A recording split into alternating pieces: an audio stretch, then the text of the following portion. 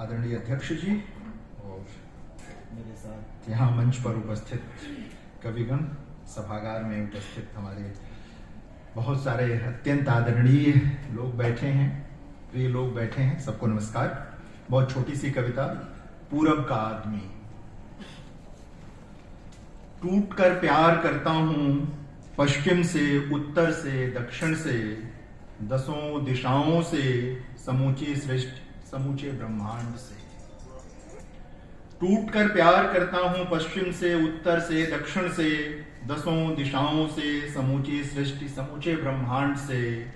मेरा पूरबियापन और भीगा मन मेरी ताकत है, मेरी सीमा नहीं।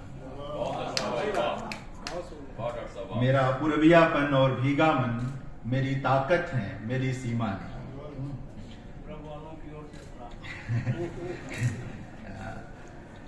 अगली कविता कुछ मित्रों ने सुनी होगी, लेकिन फिर भी। पुतलियां पृथ्वी का सबसे पुराना एल्बम है।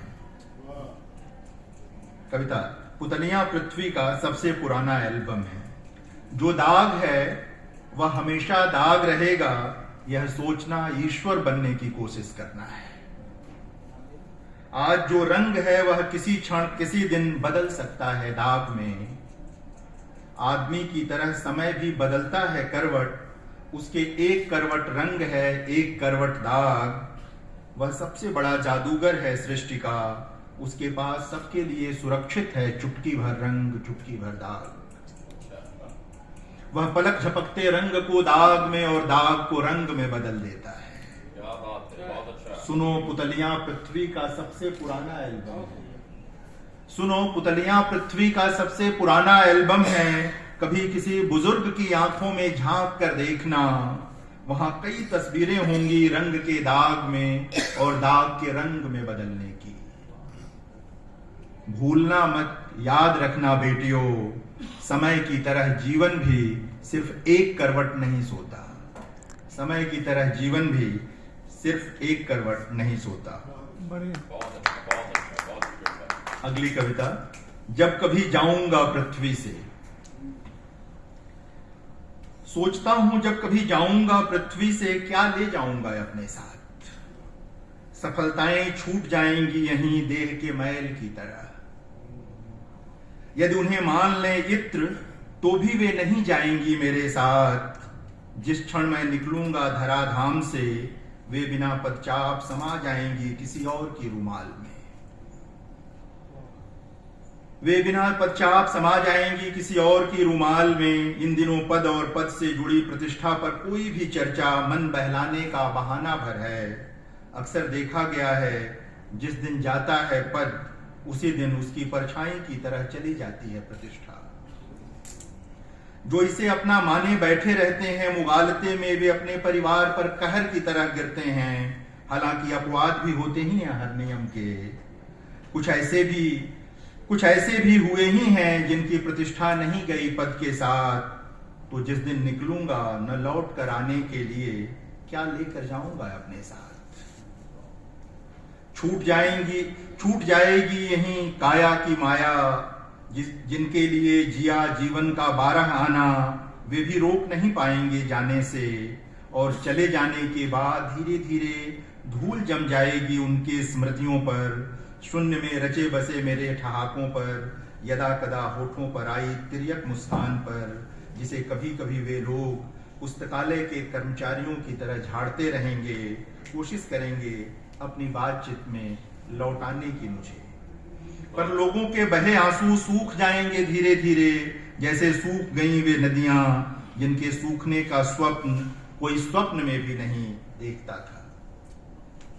लोग कहते हैं सब कुछ समा जाता है काल के गाल में, पर इसके साथ यह भी सत्य है कि काल की हर कोशिश के बाद भी बचा रह जाता है जीवन पृथ्वी पर।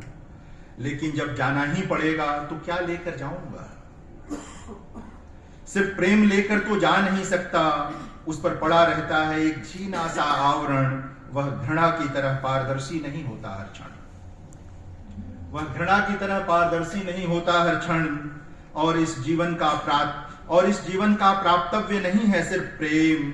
यदि वे लोग नहीं होते जिन्होंने की मुझसे अपनी आत्मा के आयतन भर घृणा, तो मैं कैसे समझ पाता प्रेम का घनत्व, तो मैं कैसे समझ पाता प्रेम का घनत्व। इसलिए यदि विकल्प मिला तो साथ ले जाऊंगा मिले हुए घृणा के सरोवर को, जिससे मुझे हर पल याद रहे उनका प्रेम, जिन्होंने मुझे इस सरोवर में नहाने से बचाया, जिन्होंने मुझे इस सरोवर में नहाने से बचाया।